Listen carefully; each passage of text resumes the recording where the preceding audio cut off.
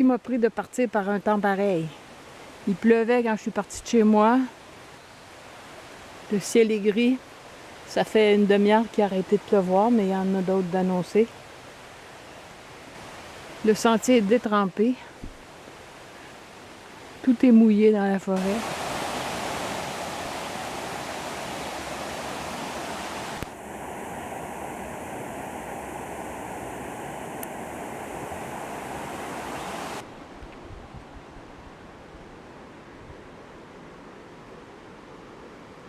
J'ai déjà bivouaqué par là. Mais je m'étais dit que j'irais de l'autre côté, soit sur la crête, soit sur l'île. Je vais faire un bout, puis je vais décider. Je suis arrivée où je voulais être, sur la crête rocheuse. Il y aurait une belle place pour faire un feu à l'abri, en dessous de ce rocher-là, derrière le chien. Il y a du bois mort beaucoup dans les environs. L'eau est pas trop loin. Ça, c'est l'est, donc ce serait une orientation parfaite pour l'abri. Mais il y a soit des creux où l'eau risque de s'accumuler, soit des bosses rocheuses. Pas confortable du tout. On est rendu à l'étang à Orignal, qui était mon deuxième choix. Si on est chanceux, on pourrait voir un orignal ce soir ou demain matin. Je vais voir s'il y a une place pour monter le camp. Ça fait 2h30 que je marche, dont 1h30 pour trouver un camp. Là, je suis arrivée ici. Il y a un rond de feu, il y a un banc, un trépied. Et puis, il y a des espaces plats à l'abri, donc même si c'est moins sauvage, je vais m'installer ici, c'est sûr qu'il n'y aura personne. J'ai trouvé l'espace le plus plat entre les arbres et j'ai monté le camp comme ça pour avoir l'ouest et le nord bien protégés, au cas où il pleuvrait, comme c'est prévu. Et puis, du côté est et sud, c'est ouvert. Donc, pour profiter de la nuit, j'ai trouvé 2 bouts de bois secs. Là, je vais essayer d'en trouver d'autres.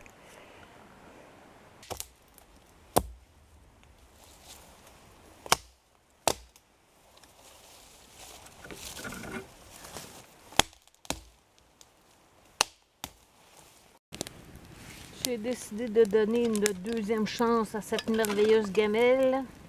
Donc, j'ai des champignons forestiers marinés dans l'huile d'olive citronnée. Ça va constituer le corps gras pour le fond. J'ai aussi des pousses d'épinettes marinées. J'ai ajouté un oignon rouge, une patate et la prise du jour, un morceau de merlin bleu. Je vais tout mettre ça dans la même poêle et je vais essayer de faire un repas avec ça. C'est le coup de grâce pour la poignée. La vis a fondu.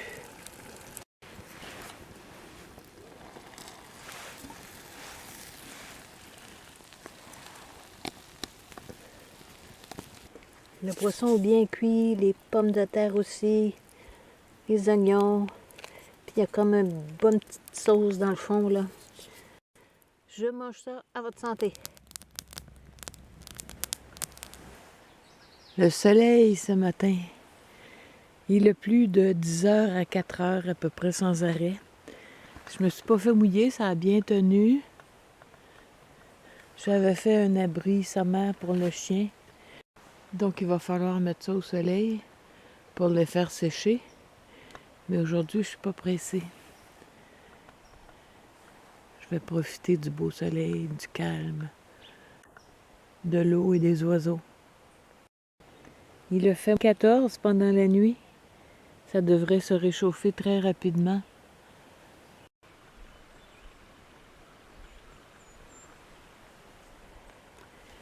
J'ai apporté mon petit réchaud à alcool.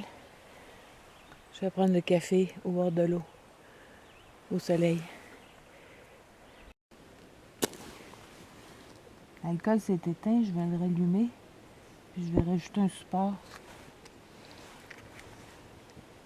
il va surélever la tasse un petit peu.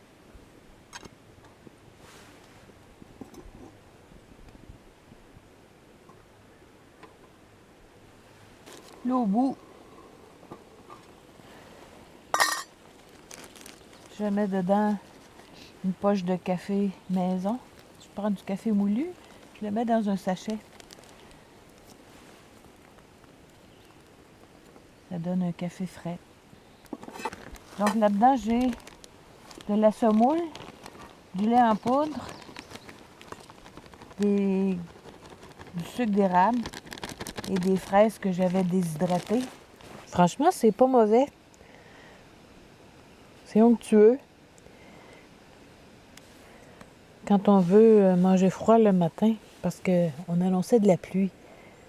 Elle a juste été devancée, mais s'il y avait plu, ça m'aurait pas tenté de faire un feu. Pour le sac de couchage, vu l'humidité de la nuit, ça va être plus prudent de l'ouvrir à la maison pour le faire sécher complètement, même s'il n'est pas mouillé. Un mot à propos de l'oreiller C2 Summit, qui est hors de prix, totalement, mais qui est tellement confortable. Le tissu ne vient pas froid la nuit, ça se dégonfle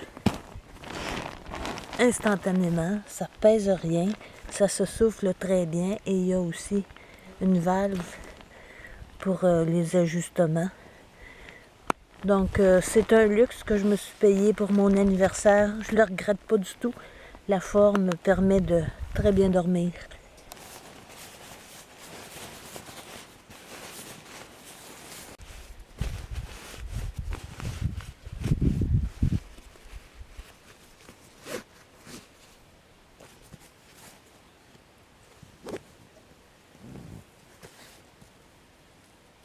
Ça, c'est le Chinook Technical Outdoor.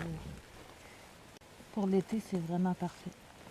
Je porte toujours une couverture de laine au cas, pour le feu, pour m'asseoir. Donc, si c'est plus frais la nuit, je mets la couverture par-dessus. Le nid au air, on enlève l'air en l'enroulant une première fois.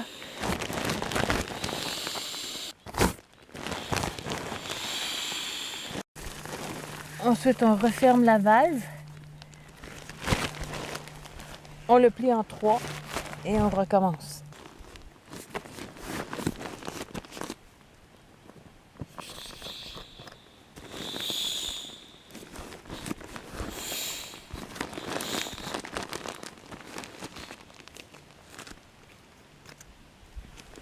Ça, c'est un quadrillage qui sert dans le fond des armoires. C'est une astuce que j'ai prise, je pense, de Evans Backpacking. Donc, c'est antidérapant. Ça permet de ne pas glisser quand on pose le matelas sur la toile all weather. Et puis qu'on a une légère pente comme cette nuit, là. Donc, je suis bien restée en position. La poche de gonflage pour le thermarest, je m'en sers la nuit pour mettre mes vêtements pour les garder au sec. C'est très, très étanche, à part évidemment le petit trou ici. Mais comme il y a ça par-dessus, ça garde les vêtements totalement au sec. Et les 3 éléments, matelas, poche de gonflage et antidérapant, tiennent bien dans la poche qui est fournie avec le matelas. Ça fait un petit boudin. Et je vais placer tout ça dans la poche du bas du sac à dos. Donc, le matelas, le sac de couchage, le drap de soie, l'oreiller. Il reste de la place pour la toile Siltype et pour la toile All Weather. À peine le temps de ranger le couchage que le poncho et la bâche Siltype sont bien secs.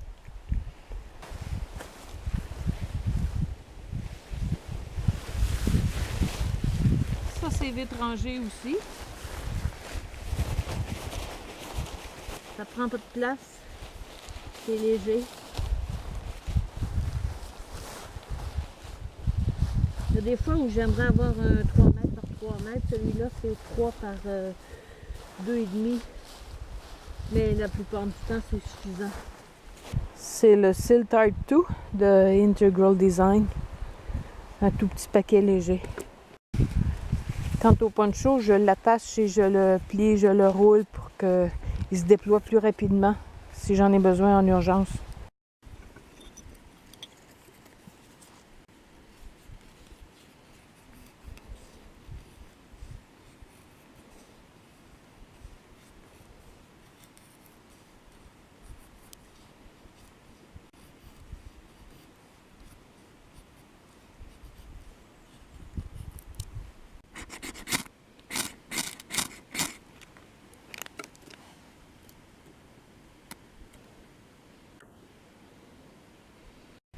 Un petit feu rapide pour un lunch rapide avec des nouilles chinoises, plein de légumes déshydratés maison, donc des poivrons rouges, des tomates, maïs, persil, champignons.